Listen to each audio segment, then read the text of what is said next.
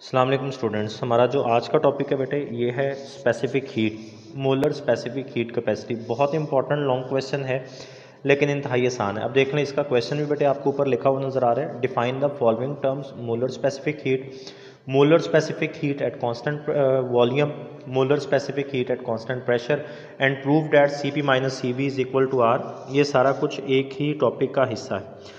अब इसमें देखें जी, सबसे पहले हमने स्पेसिफिक हीट को डिफाइन करना है। The amount of heat required to raise the temperature of 1 kilogram of a substance up to 1 kelvin is called specific heat. अब ये मोलर को नहीं डिफाइन किया जा रहा, सिर्फ स्पेसिफिक हीट को डिफाइन किया जा रहा है। वो कह रहा है कि आपके पास कोई एक बॉडी है जिसका मैस 1 किलोग्राम है, उस 1 किलोग्राम मैस वाली बॉडी का टेम्परेचर आप 1 केल्विन इंक्रीज करना चाहते हैं। तो बॉडी का 1 केल्विन टेम्परेचर इंक्रीज करने के लिए आपको जो हीट एनर्जी चाहिए वो उसकी स्पेसिफिक हीट चाहिए, वो उसकी स्पेसिफिक हीट कहलाएगी। 1 kilogram of different substances contains different number of molecules. वो कहता है कि अगर आप डिफरेंट सब्सटेंसेस लेना, जैसे आप कॉटन ले लें, रुई ले लें, दूसरी तरफ आप स्टोन ले लें, और दोनों का मैस आपने 1 किलोग्राम रखना है, तो आप देखेंगे कि दोनों के नंबर ऑफ पार्टिकल्स उस 1 किलोग्राम मैस, दोनों का मैस सेम होगा बट 1 किलोग्राम मैस के अंदर दोनों के नंबर ऑफ पार्टिकल्स डिफरेंट होंगे। तो वो कह रहा है कि डिफरेंट सब्सटेंसेस का 1 kilogram different number of molecules को कंटेन करता है। Sometime it is preferred to consider a quantity called mole. तो जब इस तरह के प्रॉब्लम्स आते हैं कि 1 kilogram of different substances contains different number of particles, तो फिर वहाँ पे हम किलोग्राम को यूज़ नहीं करते बल्कि मैस को मेजर करने के लिए मोल यूज़ करते हैं। 1 mole of any substance contains same number of molecules. और वो कहता है जी कोई भी सब्सटेंस ले लें, उसका 1 मोल लेंगे तो उसमें हमेशा नंबर ऑफ पार्टिकल सेम होंगे। तो यहाँ से फिर हमारे पास कॉन्सेप्ट आता है molar specific heat of a gas का। अब बच्चों इसमें ना molar specific heat of gas में वो कहता है कि अगर आपके पास कोई गैस है और उसका आपने 1 मोल जो है वो लिया है मैस, तो 1 मोल गैस का टेम्परेचर 1 केल्विन इंक्रीज करना है, तो उसके लिए आपको जो हीट रिक्वायर होगी that is defined as molar specific heat of gas. Molar specific heat of a substance is defined as the heat required to raise the temperature of 1 mole of a substance through 1 Kelvin। कि आपके पास कोई एक substance है और आपने वो substance जो है उसकी क्वांटिटी, उसकी अमाउंट 1 मोल है, तो 1 मोल सब्सटेंस का टेम्परेचर 1 केल्विन इंक्रीज करने के लिए आपको जो हीट चाहिए वो मोलर स्पेसिफिक हीट कहलाएगी। अब अगर वो सब्सटेंस गैस है तो और फिर आपने गैस का 1 मोल लिया तो ये आपके पास कहलाएगा जी molar specific heat of gas. अब इसने नोट में देखें क्या लिखा हुआ है, in case of solids and liquids the change of volume and hence work done against external pressure during a change of temperature is negligibly small. अब देखें वो कहता है कि अगर आपके पास वॉल्यूम सॉलिड हो या आपके पास लिक्विड हो, तो जब आप उसका टेम्परेचर 1 केल्विन इंक्रीज करेंगे ना, तो सॉलिड या लिक्विड का टेम्परेचर 1 केल्विन इंक्रीज होने से उस सॉलिड या लिक्विड के जो है वो प्रेशर और उसके वॉल्यूम में जो इंक्रीज आएगा वो नेग्लिजिबल होगा। सॉलिड के मॉलिक्यूल्स करीब करीब होते हैं, टाइटली पैक्ड होते हैं, तो इसलिए हमें पता ही नहीं चलेगा।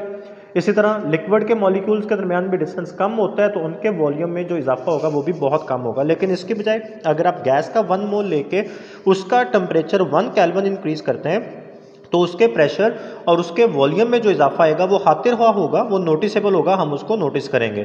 तो इसलिए molar specific heat of gas की बात की जाती है और सॉलिड्स और लिक्विड्स के लिए सिर्फ स्पेसिफिक हीट की बात की जाती है, मोलर की बात नहीं की जाती। मतलब उनका 1 किलोग्राम मैस लिया जाता है और गैसेस का 1 मोल लिया जाता है। अच्छा जी, फिर वो कहते हैं hence to study the effect of heating the gases either pressure or volume is kept constant. तो आपने गैसेस को जब हीटअप करना है तो उनको हीटअप करने के लिए उनका प्रेशर और वॉल्यूम कांस्टेंट कर दिया जाता है। अब जब आपने उनका जो प्रेशर या वॉल्यूम कांस्टेंट करना है ना, तो हमारे पास मोलर स्पेसिफिक हीट की 2 टाइप्स आ जाएंगे। Molar specific heat at constant volume, the molar specific heat at constant volume is the amount of heat required to raise the temperature of 1 mole of the gas through 1 kelvin at constant temperature. अब ये देख लें जी, ये diagram बनी हुई है। वो कह रहा है कि आपने क्या किया बच्चों, आपने गैस का जो वॉल्यूम है वो कांस्टेंट कर दिया। वॉल्यूम कांस्टेंट करके आपने डेल्टा टी 1 केल्विन उसका टेम्परेचर इंक्रीज करना है, डेल्टा टी 1 केल्विन रखना है। तो डेल्टा टी यानी टेम्परेचर 1 केल्विन इंक्रीज करने के लिए वॉल्यूम को कांस्टेंट रखते हुए आपको जो हीट एनर्जी रिक्वायर है, यानी जो हीट एनर्जी कांस्टेंट वॉल्यूम के ऊपर 1 मोल गैस का 1 केल्विन टेम्परेचर इंक्रीज कर दे, वो हमारे पास कहलाती है molar specific heat at constant volume. It is symbolized by Cv its SI unit is joule per mole पर केल्विन। अब इसी तरह बेटे अगर आपने पहले ऊपर जो है उसका वो वॉल्यूम कांस्टेंट किया था, अब अगर आप उसका प्रेशर कांस्टेंट कर दें, the molar specific heat at constant pressure is the amount of heat required to raise the temperature of 1 mole of the gas to 1 kelvin at constant pressure. और अब पहले आपने वॉल्यूम कांस्टेंट किया था, अब आप प्रेशर कांस्टेंट कर रहे हैं, तो इसको रिप्रेजेंट किया जाएगा Cp के साथ। ये आगे वाला बड़ा इंपॉर्टेंट है, derivation of Cp minus Cv is equal to R। Derivation of Cp minus Cv is equal to R। अब देखें ये Cp मेरे पास molar specific heat at constant pressure and Cv molar specific heat at constant volume, यानी आप specific heat at constant pressure में से specific heat at constant volume को माइनस करें तो गैस कांस्टेंट बन रहा है। अब वो कहता है जी एट कांस्टेंट वॉल्यूम, जब आपने वॉल्यूम कांस्टेंट रखा हुआ है तो वर्क जीरो हो गया बच्चों, W जीरो हो जाएगा। तो फर्स्ट लॉ ऑफ थर्मोडायनामिक्स में आप देखें वो कहता है if 1 mole of the ideal gas is heated at constant volume so that its temperature rises by delta T, then the heat transferred QV is given by QV is equal to CV delta T। ये specific heat का formula है at constant volume. अब ये first law of thermodynamics आ गया। Work वो कह रहा है जी जीरो हो जाएगा क्योंकि आपने वॉल्यूम को कांस्टेंट रखा हुआ है, तो QV की जगह पे आप लिख सकते हैं CV delta T is equal to delta U, और ये P डेल्टा भी अब देखिएगा जी इसको यहाँ पे इसने कहीं जीरो करना है। Since volume remains constant that is delta V is equal to zero, so work done by the system is zero, thus the first law of thermodynamics. अब इसने P डेल्टा V की जगह पे जीरो कर दिया, तो CV delta T is equal to delta U, और delta U को मैं इधर ले आया तो delta U becomes equal to CV delta T। अच्छा जी, फिर यहाँ पे constant pressure, if 1 mole of an ideal gas is heated at constant pressure so that its temperature rises by delta T, then the heat transferred QP is given by QP is equal to CP delta T। ये बेटे QV वाला भी और QP वाला भी simple हमारे पास specific heat capacity के formulas use हो रहे हैं। अब कह रहे जी कि जब आप उसमें हीट एंटर करते हैं, ठीक है, कांस्टेंट प्रेशर पे हीट एंटर करते हैं तो internal energy increases by the same amount as constant volume for the same rise of temperature delta T। अब वो कहता है कि आप कांस्टेंट प्रेशर पे देख लें या कांस्टेंट वॉल्यूम, दोनों पे आपने जो टेम्परेचर इंक्रीज करना है वो 1 केल्विन है। कांस्टेंट वॉल्यूम कांस्टेंट प्रेशर दोनों में जो इंक्रीज इन टेम्परेचर है वो डेल्टा T 1 केल्विन है। तो दोनों में जब एक जितना टेम्परेचर इंक्रीज होगा तो मतलब दोनों जगह पे दोनों प्रोसेसेस में इंटरनल एनर्जी में जो चेंज आएगा वो भी एक जितना आएगा। तो फिर वो कहता है जी आप लिख सकते हैं delta U is equal to CV delta V, ठीक है। सिंस द गैस एक्सपैंड्स, अब ये आपने प्रेशर को कांस्टेंट रखना है, जब आप उसका टेम्परेचर बढ़ाएंगे ना तो टेम्परेचर के बढ़ने से प्रेशर बढ़ेगा।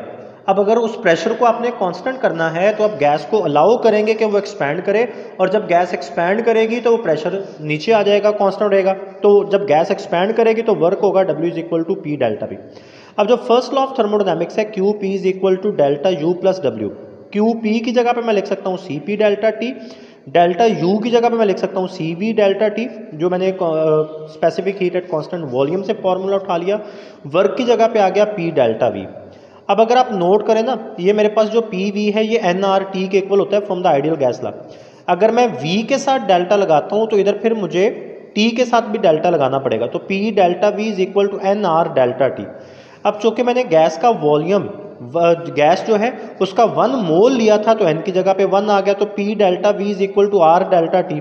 तो इस इक्वेशन में P डेल्टा V की जगह पे R डेल्टा T पुट करूंगा तो CP delta T is equal to CV delta T plus R delta T।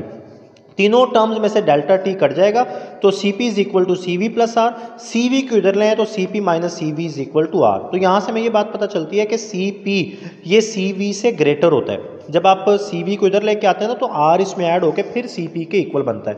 तो ये बेटे बड़ा इंपॉर्टेंट लॉन्ग क्वेश्चन है, आपने इसको तैयार करके लिख लेना है। उम्मीद है आपको ये समझ आ गई होगी। इसके साथ बेटे ये 5th वाला शॉर्ट क्वेश्चन शामिल करते हैं कि specific heat of a gas at constant pressure is greater than specific heat at constant volume, explain. आपने बताना है कि जब आप गैस का प्रेशर कांस्टेंट रखते हुए उसका टेम्परेचर में 1 केल्विन का इंक्रीज करते हैं तो आपको ज़्यादा हीट देनी पड़ती है बनिस्बत उस वक्त के जब आपने उसका वॉल्यूम कांस्टेंट रखा हुआ है। अब इसकी बात हमें समझ भी आती है क्योंकि कांस्टेंट प्रेशर पे हम गैस को अलाउ करते हैं कि वो एक्सपैंड करे। तो हम गैस को जो हीट देंगे ना, तो उस हीट का कुछ हिस्सा वर्क करवाएगा और कुछ हिस्सा टेम्परेचर इंक्रीज करेगा। जबकि कांस्टेंट वॉल्यूम पे वर्क नहीं होना होता, जितनी भी हीट हम दे रहे होते हैं वो सारी की सारी यूज हो रही होती है बेटा किसमें, टेम्परेचर इंक्रीज करने में। तो इसकी रीजन बताता जी, when gas is heated at constant pressure then a part of heat is used to do work on piston, rest of heat is used to increase the temperature through it. जब constant pressure पे आप heat देंगे तो वो work भी करवाएगी और temperature भी इंक्रीज करेगी। When gas is heated at constant volume then all the heat absorbed is used to increase temperature through 1 Kelvin. लेकिन अगर आप कांस्टेंट वॉल्यूम पे हीट देंगे तो वो सारी की सारी हीट एनर्जी जो है वो टेम्परेचर को इंक्रीज करेगी, वो वर्क नहीं करवाएगी क्योंकि कांस्टेंट वॉल्यूम पे वर्क जीरो होगा। That is why the molar specific heat at constant pressure is greater than the molar specific heat at constant volume. ये साथ आपने बेटे लॉन्ग क्वेश्चन के साथ ये शॉर्ट क्वेश्चन मिला के आपने याद कर लेना है। इसको आपने लिख के फिर मुझे सेंड करना है। अल्लाह हाफिज़।